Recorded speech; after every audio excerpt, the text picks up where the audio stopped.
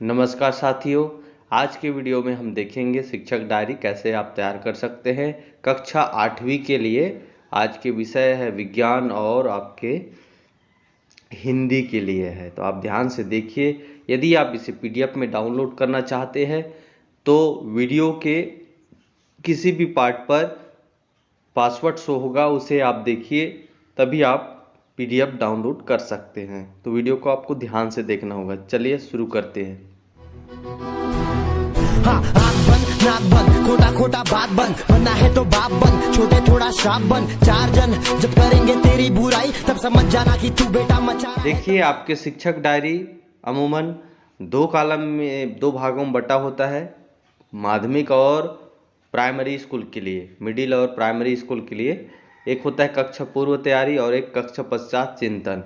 लगभग सभी राज्यों में इस प्रकार से डायरियाँ होती हैं। फिर यहाँ पर देखिए कक्षा, कालखंड, दिनांक, विषय, अध्यापन बिंदु, बच्चे क्या सीखेंगे, गतिविधि जो कराई जानी है, कितने बच्चों ने सीखा, जिन बच्चों ने नहीं सीखा उन बच्चों के लिए आपने क्या किया। फिर आपका जो है साइन और प्रधान अध्यापक या फिर आपके हेडमास्टर जो भी हैं उनके साइन होना जरूरी है। ठीक है, तो आप देखिए 23/8/2021 यहाँ पर जो मैं पार्ट 2 विज्ञान विषय के सूक्ष्म जीव, मित्र एवं शत्रु, यहाँ पर जो बिंदु दिया हूँ आप इसे एक सप्ताह तक चला सकते हैं, 3-4 दिन के लिए आप इसे लिख सकते हैं। तो यहाँ पर जो मुख्य बिंदु है उन बिंदु पर अपन चर्चा करेंगे। तो देखिए अध्यापन बिंदु है पार्ट 2 सूक्ष्म जीव, मित्र एवं शत्रु विज्ञान विषय में। तो इस अध्याय में बच्चे क्या सीखेंगे?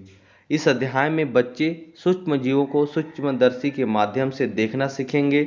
फिर सूक्ष्म जीव कहाँ कहाँ पाए जाते हैं ये जानेंगे। बर्फीले शीत मौसम से उष्ण झरनों तथा मरुस्थल से दलदल तक हर प्रकार के पर्यावरण में जीवित रह सकते हैं, इस बात को जानेंगे हमारे जो सूक्ष्म जीव हैं। फिर सूक्ष्म जीव वायु, जल, मिट्टी एवं जंतुओं के शरीर में पाए जाते हैं, ये जानेंगे। विषाणु और जीवाणु में अंतर को समझेंगे, ये इस अध्याय में सीखेंगे बच्चे। और भी है, इस अध्याय में जानेंगे सूक्ष्म जीव वातावरण को कैसे स्वच्छ बनाते हैं। सूक्ष्म जीव जो है स्वच्छ भी बनाते हैं, ये बात भी इस अध्याय में जानेंगे। मलेरिया रोग कैसे उत्पन्न होता है समझेंगे। मिट्टी की उर्वरता कैसे बढ़ाएं, सूक्ष्म जीवों के माध्यम से इस अध्याय में बच्चे सीखेंगे। तो यहाँ पर आपके पूरे अध्याय में से मुख्य मुख्य बातों को इसमें लिख दिया गया है। पूरे आपके अध्याय कंप्लीट होता है, तो एक अध्याय कंप्लीट एक दिन में तो नहीं हो पाता, इसलिए आप इस डायरी को 3-4 दिन के लिए इन पॉइंटों के आधार पर बना सकते हैं।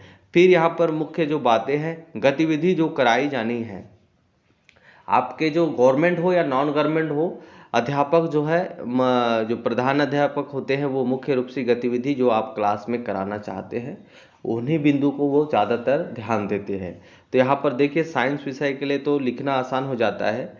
क्रियाकलाप विधि के माध्यम से बगीचे अथवा मैदान से एक बीकर में थोड़ी सी गीली मिट्टी लेते हैं तथा इसमें जल डालते हैं। मिट्टी के कारण बैठ जाने के पश्चात जल की एक बूंद स्लाइड पर लेकर सूक्ष्मदर्शी की सहायता से इसका परीक्षण करते हैं। तो ये हम क्रियाकलाप अपने कक्षा में करवाएंगे। फिर दूसरा जो है, करके सीखे विधि का उपयोग करते हुए सभी बच्चों को एक तालाब, पोखर से जल की कुछ बूंदें सभी बच्चों में हम बांट देते हैं।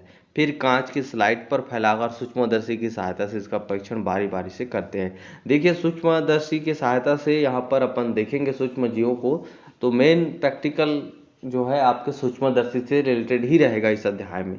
फिर आपका आता है क्रियाकलाप विधि द्वारा 500 ml का बीकर लेते हैं, इसमें 3/4 भाग तक जल भरते हैं, इसमें 2-3 चम्मच चीनी डालते हैं और इसमें आधा चम्मच ईस्ट पाउडर डालते हैं। इसे 4-5 घंटे गर्म स्थान पर ढक कर रख देते हैं। अब विलियन को सूंघ कर देखते हैं तो इसमें क्या गंध आता है, गंध की पहचान बच्चे करना सीखेंगे इस प्रैक्टिकल के माध्यम से। फिर आपका यहाँ नेक्स्ट जो पॉइंट आता है, लगभग सभी बच्चों ने बहुत आसानी से एवं सरल तरीके से सभी क्रियाकलापों को समझने में कामयाब रहे। 2-3 बच्चों को छोड़कर सारे बच्चों ने सही विधि से सभी क्रियाकलापों को हल किए हैं। फिर यहाँ पर देखिए वो 2-3 बच्चे जो छूट गए हैं वो क्या करते हैं।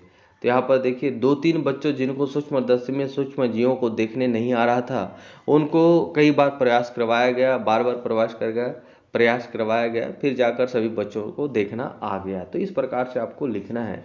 फिर अपन चलते हैं हिंदी विषय के लिए। आपका जो पीरियड रहेगा वो द्वितीय रहेगा। यहाँ पर देखिए दोस्तों, थोड़ा सा इसमें कीबोर्ड का फॉन्ट का है तो द्वितीय थोड़ा सा अलग टाइप का दिख रहा है। कक्षा 8वीं द्वितीय विषय है हिंदी। पाठ है 2 और लाख की चूड़ियाँ पाठ। ये कहानी है। इसमें बच्चे क्या सीखेंगे? पुस्तक वाचन करना सीखेंगे एवं कहानी को समझना सीखेंगे। गांव के परिवेश, वस्तु विनिमय, मशीनी युग, बदलते परिवेश और मेले बाजार में मिलने वाले विभिन्न प्रकार के मशीनी वस्तुओं के बारे में समझेंगे। दोस्तों, अगर आपको वीडियो अच्छा लगता है तो आप लाइक जरूर किया कीजिए, इससे हमें मोटिवेशन मिलता है ताकि आपके लिए और बेहतर से बेहतर हम वीडियो बना सकें। चैनल को सब्सक्राइब जरूर कर लीजिए ताकि जो भी मैं वीडियो अपलोड करता हूं तो उसके जो विषय से संबंधित है, अलग अलग विषय का, जैसे अलग अलग कक्षा का वीडियो अपलोड करता हूं तो वो जानकारी आप तक मिले। फिर आपका आता है लाख की वस्तुओं का निर्माण भारत के किन किन राज्यों में है। लाख से चूड़ियों के अतिरिक्त क्या क्या चीज़ें बनती है, ये बातें भी इस अध्याय में जानेंगे। यह सीखेंगे क्यों बाजार में बिकने वाले सामानों के डिजाइनों में हमेशा परिवर्तन होता रहता है, यह भी समझेंगे। फिर आप आता है गतिविधि, आप क्या कराना चाहेंगे एक कहानी अध्याय को पढ़ाने के लिए। तो यहाँ पर देखिए, सभी बच्चों को बारी बारी से पुस्तक वाचन कराएंगे, तत्पश्चात लेखन कार्य कराएंगे। तो देखिए दोस्तों, एक अध्याय आपका एक दिन में कभी भी समाप्त नहीं होता, इस बात को आप जानिए। 2 दिन लगाइए, 3 दिन लगाइए, आपको पाठ्यक्रम के अनुसार पे अध्यापन कराना है। लेखन कार्य कराएंगे, कहानी के अर्थ को ध्यानपूर्वक सभी बच्चों को समझाएंगे एवं पूरी कक्षाओं में प्रश्न उत्तर करेंगे। साथ ही अपने आसपास या अपने घर में होने वाली घटनाओं से संबंधित सभी बच्चों से कहानी सुनाने कहेंगे। पाठ्यक्रम अलग अलग राज्यों का अलग अलग रहता है कि हाँ इतने दिन में इतना कंप्लीट होना है, इतना दिन में इतना कंप्लीट होना है, उसे अपन पाठ्यक्रम कहते हैं। पहले से डिसाइड रहता है कि इस अध्याय को इतने दिन में कंप्लीट करना है, उसी के आधार पर आपका डेली डायरी चलना चाहिए। पर उनका अतिथि सत्कार कैसे होता है, इस पर लेख लिखने को कहेंगे। फिर इसी प्रकार दूसरा जो प्रोजेक्ट कार्य होगा, छुट्टियों में किसके घर जाना सबसे अच्छा लगता है, वहाँ के दिनचर्या अलग कैसे होती है, इसके बारे में विस्तृत रूप से वर्णन करने दिया जाएगा। तो इन क्रियाकलापों को अपन जो है इस अध्याय में कराएंगे। फिर आपका आता है बच्चे, कितने बच्चों ने सीखा। सभी बच्चे आसानी से कहानी को समझ गए। सभी बच्चों को व्याकरण समझने में कठिनाई हो रही थी। तो अब देखिए, व्याकरण सभी बच्चों को कठिनाई हो रही थी, ये पॉइंट वाली बात है।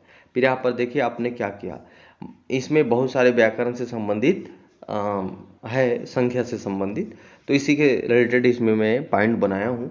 बदलू कहानी की दृष्टि से पात्र है और व्याकरण की दृष्टि से संज्ञा है। तो यहाँ पर संज्ञा की परिभाषा बताया गया। किसी भी व्यक्ति, स्थान, वस्तु या विचार अथवा भाव को हम संज्ञा कहते हैं। सभी बच्चों को संज्ञा की परिभाषाएं बताई गई, उससे संबंधित उदाहरण और उनके प्रकार समझाया गया। सभी बच्चों को संज्ञा की परिभाषा विस्तार से समझाया गया। संज्ञा को हम 3 भागों में बांटते हैं। पहला है व्यक्तिवाचक संज्ञा, जैसे लल्लू, रज्जू, आम, कांच, गाय इत्यादि। फिर दूसरा है जातिवाचक संख्या, जैसे चरित्र, स्वभाव, वचन, आकार आदि द्वारा जाने जाने वाली। फिर तीसरा संज्ञा है भाववाचक संज्ञा, जैसे सुंदरता, नाजुक, प्रसन्नता इत्यादि, जिसमें कोई व्यक्ति नहीं है और ना आकार ना वजन, परंतु उसका अनुभव होता है। पाठ से तीनों संज्ञा चुनकर लिखने के लिए दिया गया है और सभी बच्चों को संज्ञा पहचानने में सफल रहे। इस पाठ में कौन कौन सी संज्ञा है ये चुनने को दिया गया।